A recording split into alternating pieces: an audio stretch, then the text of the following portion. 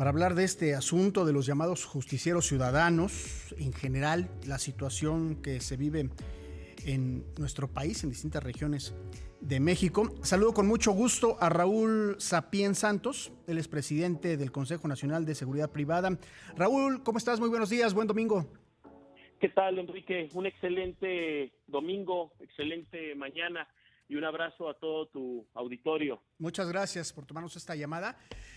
Vaya situación que hemos visto últimamente, pero que no nos sorprende a muchos, porque ya lo hemos observado en otros momentos de México, y particularmente aquí en el Valle de México, el tema de los asaltos y de la justicia en propia mano por un ciudadano, un usuario del transporte público, cansado ya, no solo del asalto, sino de la impunidad.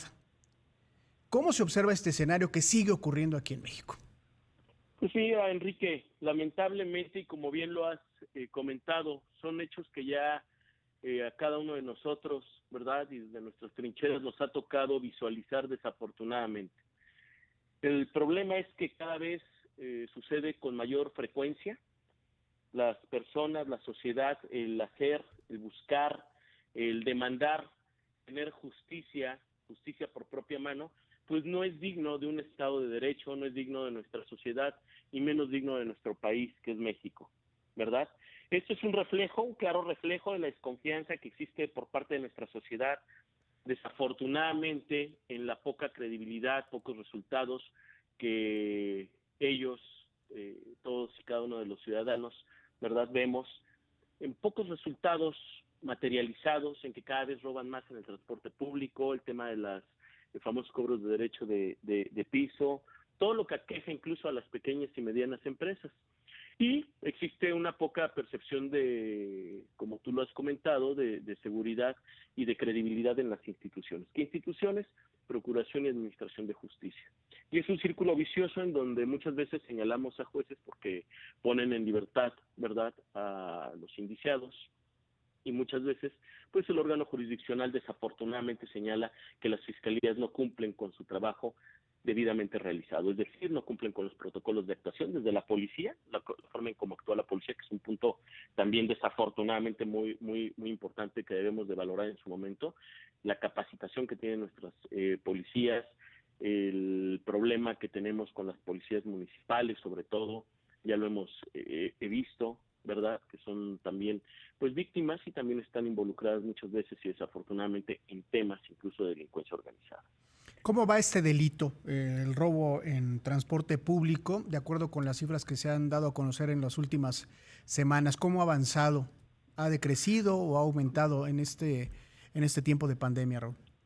Pues mira, desafortunadamente el Instituto Nacional de Estadística y Geografía, que todos conocemos como INEGI, ¿verdad?, destacó justamente el pasado 16 de julio que el 43.4% de las pequeñas y medianas empresas, ¿verdad?, estas pymes, dijo que su principal obstáculo para poder operar pues es desafortunadamente la inseguridad pública, ¿sí?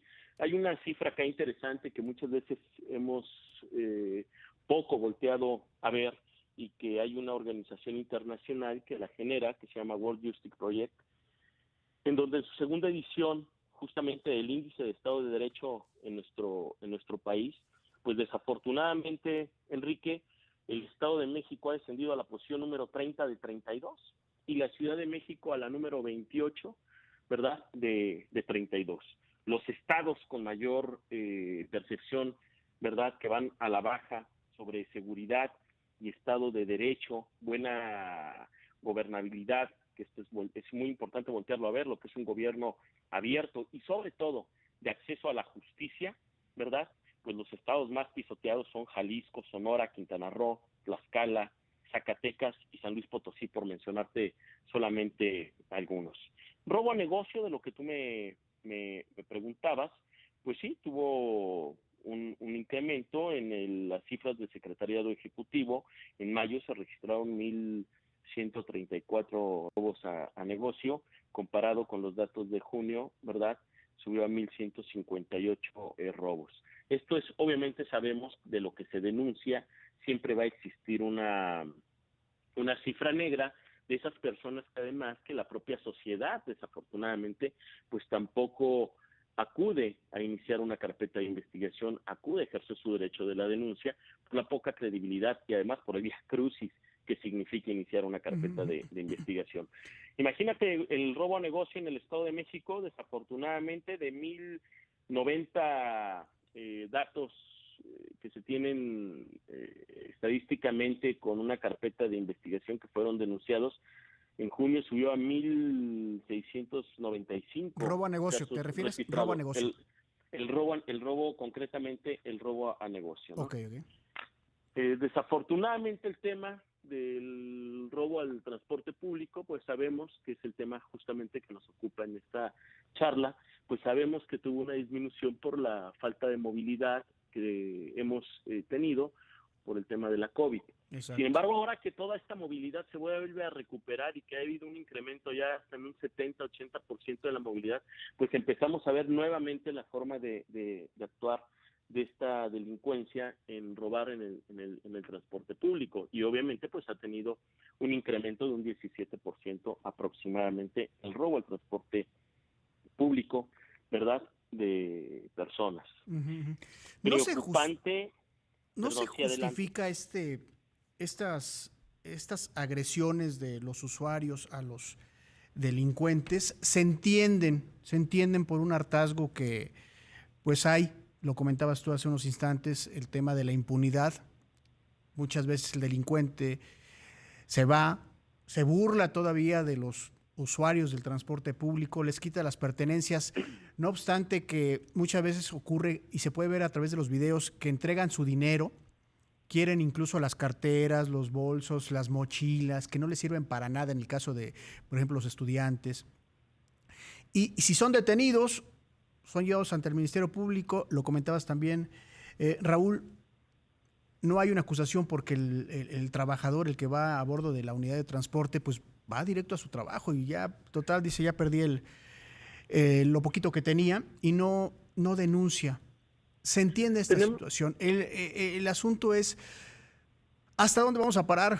¿Qué se tiene que hacer para que se disminuya o se erradique en algún momento, si hablamos de utopías, el robo a transporte público? definitivamente tenemos que seguir profesionalizando primero los cuerpos policíacos, que son los pilares de cuando se detiene a una persona y es puesta a disposición de la gente del Ministerio Público, de la Fiscalía que corresponda. Hoy las policías municipales no pueden seguir trabajando como lo vienen haciendo, desafortunadamente, y de la misma manera que hace 20 años. El hablar de profesionalizar los cuerpos policíacos no es darles una capacitación en una aula de clases, prácticamente, ejercer un presupuesto que tiene el propio municipio, el propio estado, para dar capacitación de unas cuantas horas, y luego los dejan olvidados. No se les ofrece un plan digno de desarrollo de carrera profesional, profesionalizar a las personas y profesionalizar el servicio de carrera. Sin embargo, por ejemplo, la Ciudad de México está trabajando arduamente en integrar la universidad para los policías, ¿verdad? Por otro lado, tenemos también que destacar el trabajo de las fiscalías, que desafortunadamente muchas veces carecen del personal correspondiente y completa su plantilla de personal. Imaginemos, por ejemplo, el estado de Puebla, ¿no?, que le corresponden, creo, por cada 100,000 habitantes aproximadamente les corresponde un perito y 2 agentes del Ministerio Público. Uh-huh. Imagínate nada más el ánimo de la propia. Digo, al final del día no podemos perder de vista que todos somos seres humanos, e imaginemos el tema anímico de esa persona que ya estuvo trabajando un turno de 24 horas y que además ahora con el proceso penal acusatorio tiene que salir e irse a una audiencia, ¿verdad?, de control ante un juez penal, obviamente, después de haber trabajado 24 horas, ¿no? ¿Qué desempeño puede tener también esa persona? Es decir, tenemos que voltear a ver esto como una manera de carácter integral en generar las políticas públicas adecuadas, las políticas criminales, una política aplicada a la criminalidad para que podamos revertir esto. ¿Qué estamos haciendo? A través del Consejo Nacional de Seguridad Privada, a través incluso de la Secretaría de Seguridad y Protección Ciudadana a nivel federal, un servidor tiene la coordinación justamente, que es un tema muy importante aquí que destaco también, porque muchas veces y aparentemente, pues es un delito que no es de sangre, pero también mata, temas de corrupción y el tema de la extorsión. Estamos institucionalizando mesas de trabajo justamente para analizar y tropicalizar las necesidades de cada uno de los estados en temas de extorsión, el famoso cobro de derecho de piso, y que ha exterminado economías, pequeñas y medianas empresas y negocios incluso familiares y propios negocios de emprendedores. Esas son las acciones que yo haría el llamado, ¿verdad?, a los fiscales de los estados justamente y a los secretarios de seguridad de cada uno de los estados, a los propios secretarios de Seguridad Pública Municipal, Así que es. tengan una mayor cercanía con la sociedad. Deben de ganarse y recuperar la percepción de confianza de la sociedad. Mientras esto no lo logren hacer, ni que exista una confianza de la percepción por parte de la sociedad, poco tendremos como resultado y generar una cultura de la denuncia. Pero ¿qué sucede? Como tú comentabas, para tener una cultura de la denuncia, pues también las fiscalías tienen que irse adelantando al uso de las Exacto. tecnologías para simplificar el procedimiento y el proceso de iniciar una carpeta de investigación. Imaginemos el caso de la combi, que no es una combi, pero se le apodó y se viralizó Sí, como el sí, tema sí, de la sí. combi, ¿no? Desafortunadamente, que ya hasta sacaron una cumbia por ahí. Bueno, esa persona, si decide ir a denunciar, de por sí ya le robaron su dinero, ya le robaron sus identificaciones. Ahora que le hable a su patrón y le diga que no va a llegar a trabajar porque tiene que ir a denunciar, pues posiblemente le descuenten el día. Entonces ya perdió más de lo que pudo haber recuperado. Pero después está 3 horas o 4 horas en la agencia del Ministerio Público, ¿no?